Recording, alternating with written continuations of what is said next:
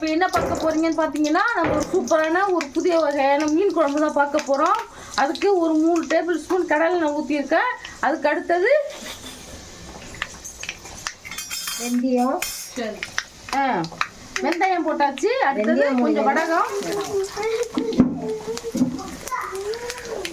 அதுக்கு அடுத்தது 2 பெரிய வெங்காயம் அரிஞ்சு போட்டுக்கலாம்.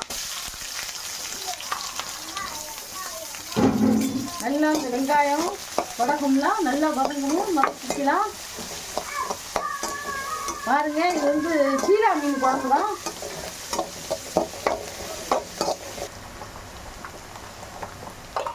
பாருங்க, வெங்காயம் நல்லா வதங்கிருச்சு, நல்லா கண்ணாடி பதம் வதங்கிருச்சு பாருங்க. இப்போ அடுத்தது நான் ஒரு 4 தக்காளியை சின்ன சைஸாக அரிஞ்சு போட்டிருக்கேன். இது உப்பு சேர்க்குறோம், அப்போ தான் தக்காளி நல்லா வதங்கும். தேவையான உப்பை போட்டுக்கோங்க. அடுத்தது பாருங்கள், மஞ்சள் தூள் போடுறோம், அதையும் வதக்கிக்கலாம். இப்போ பாருங்கள், தக்காளி நல்லா வதங்கிட்டு பாருங்கள். இதுக்கப்புறம் என்ன போட போகிறோம்னு பார்த்தீங்கன்னா, நாங்கள் ஒரு பூண்டை உரித்து நல்லா நசுக்கி உரலில் போட்டு தட்டி வச்சுருக்கிறேன், அதையும் போட்டுக்கலாம். இது நல்லா வதங்கட்டும், தக்காளி நல்லா மேட்ச் ஆகணும்.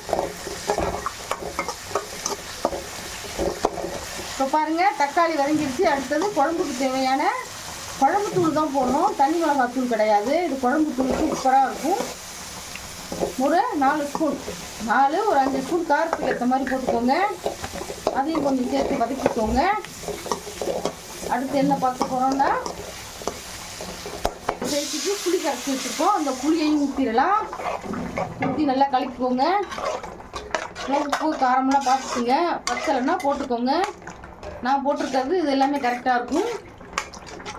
இப்போ பாருங்கள், இந்த மாதிரி தான் குழம்பு இருக்கணும். திக்காகவும் இருக்கக்கூடாது, ரொம்ப தண்ணியாகவும் இருக்கக்கூடாது. இந்த மாதிரி வச்சோம்னா தான் நம்ம மாங்காய் போட்டு கொதிக்கும் போது கரெக்டாக வரும்.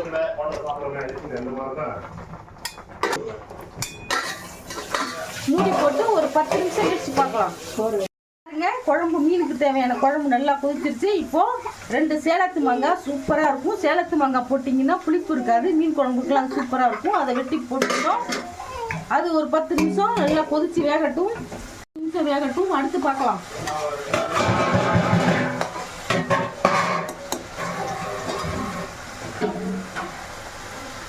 இப்போ 10 நிமிஷம் மூடி வச்சு நல்லா ஒத்தாப்பில் மீன் எல்லாம் வேகட்டும், அதுக்கப்புறம் பார்க்கலாம்.